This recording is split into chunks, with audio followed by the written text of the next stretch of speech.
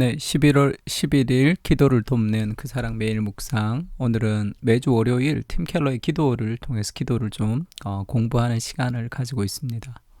우리가 지금 파트 5번째 이렇게 기도하라라는 기도의 구체적인 내용을 지금 배우고 있는데 13장은 고백과 회개에 대해서 얘기합니다.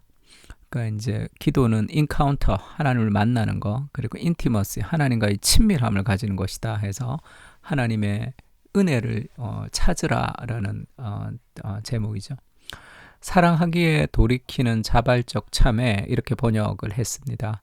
근데 이제 remembering, 기억하는 거죠. 또 coastlines of the forgiveness니까 이 용서가 얼마나 큰 대가를 지불했는지를 기억하라라는 거죠. 그러면 사랑으로 자발적으로 참여할 수 있다. 이 두 가지 제목을 좀 엮어야지 더 어울리는 것 같아요. 그러니까 용서를 가벼이 여기고 그 용서라는 것이 이루어질 때까지 얼마나 값비싼 대가를 치러졌는지를 잊어버리는 것은 그릇된 처사다. 그러니까 내가 자동차로 누구를 차를 이렇게 박았어요. 그래서 차가 이렇게 그 뒷바퀴가 있는 데가 좀 무너졌다고 가정을 해봅시다. 그럼 그 사람이 괜찮습니다.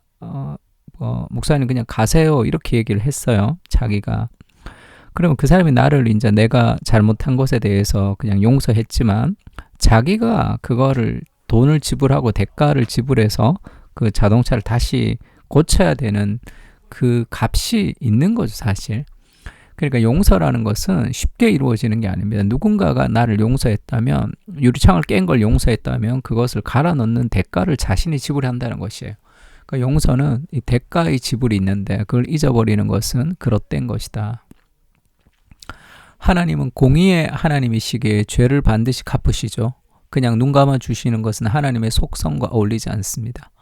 하나님께 지은 어마어마한 죄의 빚을 갚자면 한없이 큰 대가를 치러야 합니다. 그렇다면 하나님이 인간을 용서하실 수 있는 유일한 길은 하나님 스스로 그 빚을 떠안는 방법뿐이죠.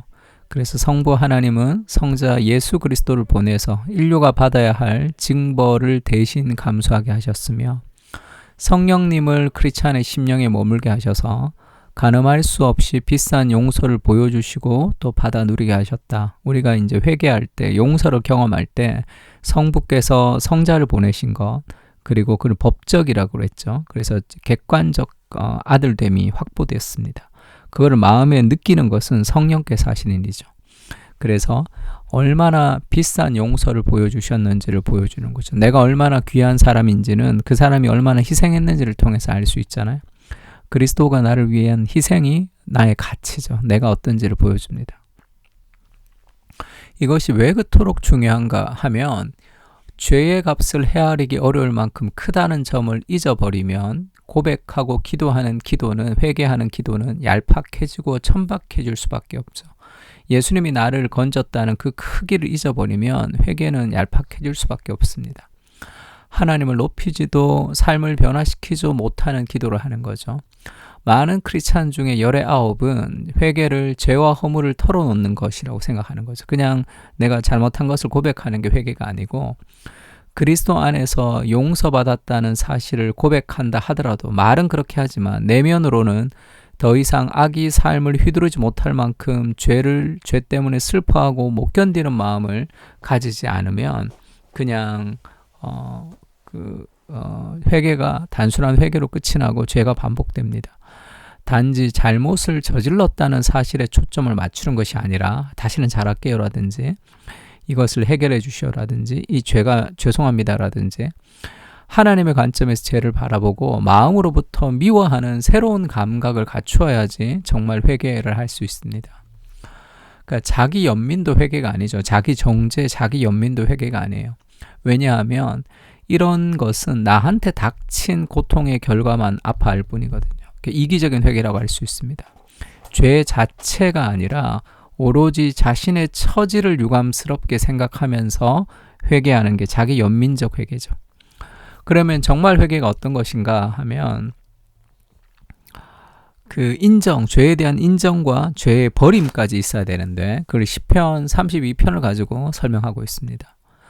다윗이 그렇게 얘기하죠. 내가 이르기를 내 허물을 여호와께 자복하리라 하고 주께 내 죄를 아뢰고 내 죄악을 숨기지 아니하였더니 곧 주께서 내 죄악을 사하셨나이다. 환경이나 남의 탓을 하면서 합리화할 수도 있고 축소할 수도 있죠. 하지만 참다운 회개는 죄를 죄로 인정하는 전적으로 책임지는 것을 가리킵니다. 그러니까 내 허물을 여호와께 자복하고 이렇게 얘기하죠. 진정한 고백과 회개는 책임 전가를 포기하는 순간부터 시작되죠. 내가 잘못한 것을 내가 받겠다라는 거. 너희는 무지한 말이나 노새같이 되지 말지어다 이런 표현도 있습니다. 그것들은 제갈과 굴레로 단속하지 아니하면 너희에게 가까이 가지 아니하리로다. 그러니까 다윗은 이렇게 회개하고 싶지 않은 거예요. 말이나 노새처럼. 주인을 깊이 사랑해서 부르기가 무섭게 냉큼 달려오는 노새는 어디에도 없죠. 그러기에 노새를 부리자면 상과 벌을 줍니다. 고분고분 따르는 법을 가르쳐야 되죠. 그러면 이 노새가 왜 따르죠? 주인을 위해서가 아니죠. 오로지 자신을 위해서 명령을 순종하는 겁니다. 당근 주면 맛있어서, 때리면 또 안 맞으려고. 그러니까 그렇게 회개하고 싶지 않다는 거예요. 다윗이 노새같이 되고 싶지 않다. 다윗은 노새처럼 회개하고 싶지 않죠. 대신에 하나님 보시기에 무엇이 죄인지를 깨닫고 주님을 기쁘시게 하고자 하는 사랑에 기대어 참여하는 거죠. 사리사욕이 아니라 하나님을 사랑하기에 죄에서 돌이키는 겁니다. 하나님이 슬퍼하시기 때문에 내 죄를, 그래서 하나님을 사랑해서 죄에서 돌이키는 건 이게 정말 회개라고 할 수 있습니다. 10절에도 이런 말씀이 있죠. 악인에게는 많은 슬픔이 있으나 여호와를 신뢰하는 자에게는 인자하심이 두르리로다. 이때 인자하심은 단순한 사랑이 아니라 헤세드입니다. 헤세드. 구약에서 헤세드라는 단어는 언약적 사랑이죠. 언약이라는 것은 포기하지 않는다는 뜻이에요. 결혼도 우리가 언약인데 사랑하고 싶을 때나 사랑하고 싶지 않을 때나 보고 싶을 때나 보고 싶지 않을 때나 좋아질 때나 싫어질 때나 감정과 환경에 상관없이 그 사람을 사랑하기로 선택하는 거. 왜 그렇게 사랑해야 됩니까? 하나님 우리를 그렇게 사랑하시거든요. 우리가 사랑스럽기 때문에 하나님이 우리를 사랑하시는 것이 아니라 하나님이 우리를 사랑해 주시기 때문에 우리가 사랑스러워 가는 것이죠. 이 언약적 사랑을 기초로 하고 있습니다. 다윗의 회개는. 오늘날 크리스찬은 다윗과 비교할 수 없는 커다란 기쁨의 원천을 소유하고 있죠. 예수님 십자가입니다. 십자가에 달린 예수 그리스도를 보았으므로 하나님의 신실하심이 얼마나 깊고 또 값진지 그보다 훨씬 더 선명하게 알 수 있습니다. 다윗보다.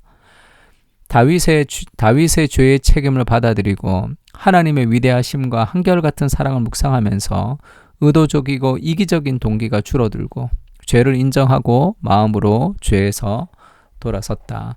그러니까 끝없는 사랑을 받고 있다는 그것이 우리가 그 죄에 대해서 책임을 지면서 죄를 버릴 수 있는 거죠. 주님을 사랑하기에 죄를 버리는 겁니다.